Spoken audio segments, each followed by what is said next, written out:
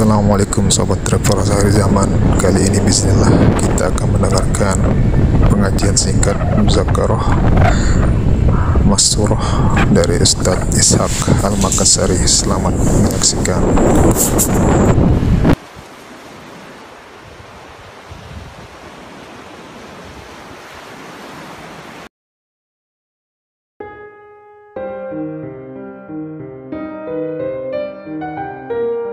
Warahmatullahi wabarakatuh. Waalaikumsalam. Innal hamdalillah nasta'inuhu wa nastaghfiruh wa nu'minu bihi wa natawakkalu 'alaihi wa na'udzu bihi min shururi anfusina wa min sayyiati a'malina. May yahdihillahu fala mudilla lahu wa may yudlilhu fala hadiya lahu. Ashhadu an la ilaha illallah wahdahu la syarika lah wa ashhadu anna sayyidana wa maulana wa habibana Muhammadan abduhu wa rasuluh. Allahumma salli wa sallim wa barik ala sayyidina Muhammad wa ala alihi wa sahbihi wa tabi'in wan nasirina li dinihi ila yaumiddin, amma ba'd.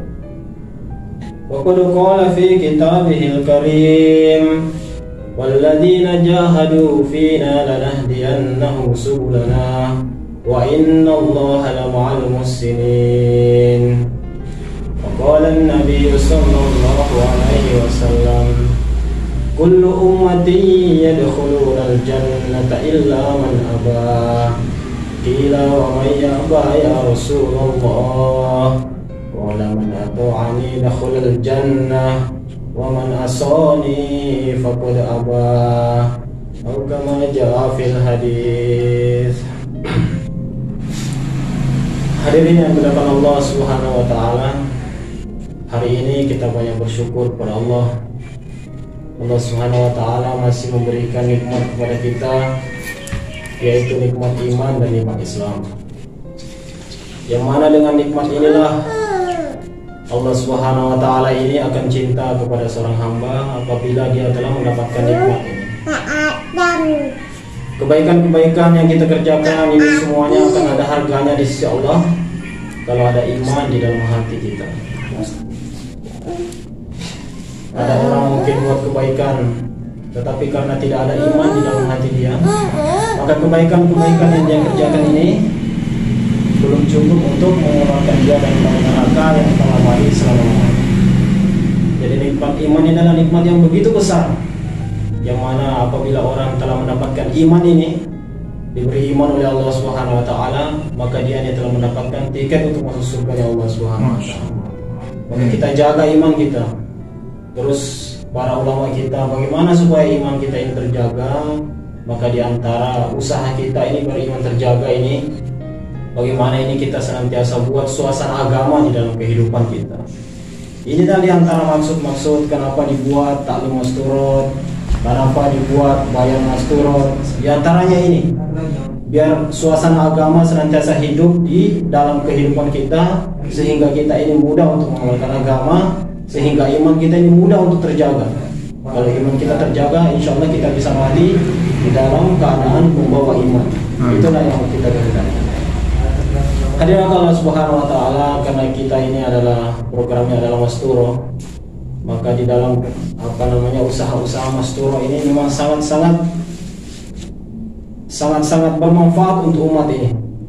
Ya, sebagaimana yang telah dibuat oleh orang-orang dulu, orang-orang soleh terdahulu, istri-istri para nabi, sebagaimana yang telah dibuat oleh para sahabat dengan istri-istri mereka. Mereka telah buat kerja-kerja Masturah, sehingga dari usaha Masturah inilah Allah SWT munculkan anak-anak yang soleh, anak-anak yang soleh dan soleha dari rumah-rumah sahabiah itu, dari rumah-rumahnya istri-istri para sahabat, keluar hafid-hafid Quran dari rumah para hadirin, bukan dari pondok-pondok pesantren, tapi dari rumah-rumah mereka keluar hafid-hafid Quran, dari rumah-rumah mereka keluar orang-orang alim. Karena apa? Karena istri mereka sibukkan di dalam kerja-kerja Masturah.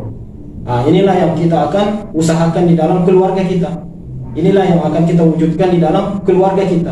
Biar bagaimana? Biar keluarga kita ini menjadi keluarga-keluarga yang dicintai oleh Allah, keluarga-keluarga yang diridhai oleh Allah Subhanahu wa taala.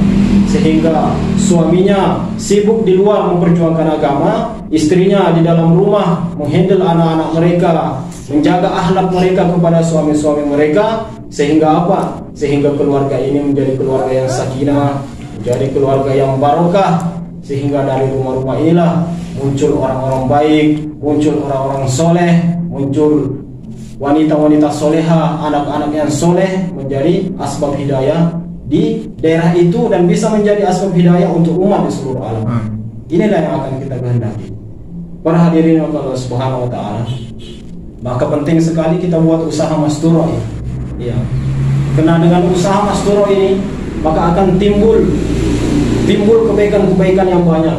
Ya, masturah kita ini akan paham pentingnya perjuangan. Masturah kita ini akan paham pentingnya memiliki keluarga yang soleh, pentingnya memiliki anak-anak yang soleh. Inilah yang menjadi modal besar untuk kita para rijal ini, bagaimana mengenalkan istri-istri kita dengan usaha-usaha masturah ini.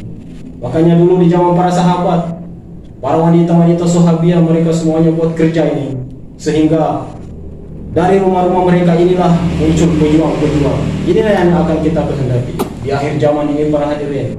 Memang benteng di antara benteng untuk menjaga amalan keluarga kita ini adalah dengan menyibukkan keluarga kita dengan program-program agama, yaitu usaha-usaha masturah yang telah kita buat ini.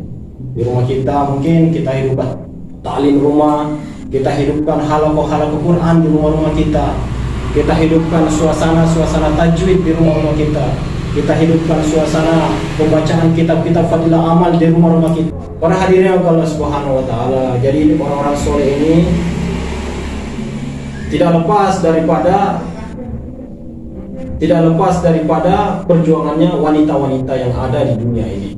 Agama tersampaikan kepada kita ini semua tidak lepas daripada usaha wanita.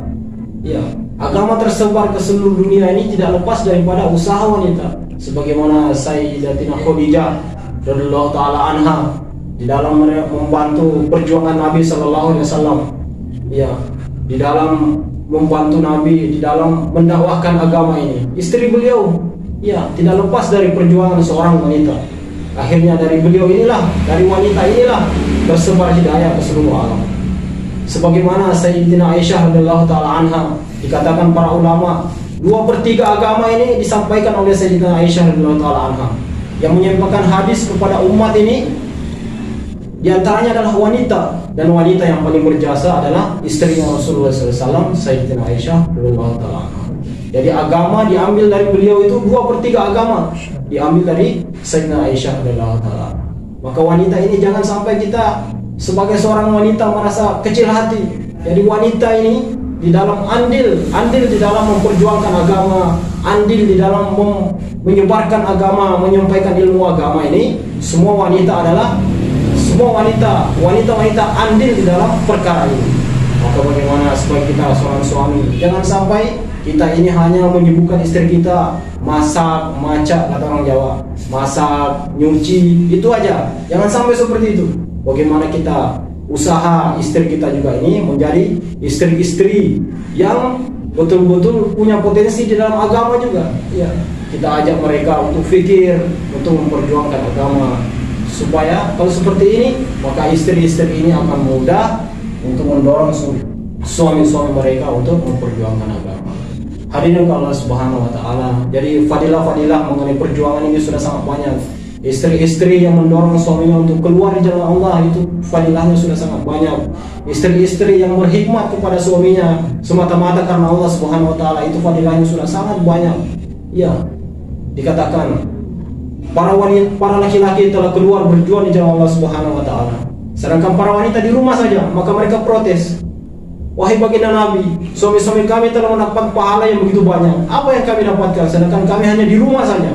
Maka Nabi berkata kepada sahabiah tadi, kamu jaga rumah suamimu, kamu didik anakmu dengan baik, kamu jaga harta suamimu, itu pahalanya sama seperti kamu pergi berjuang di jalan Allah Subhanahu wa taala.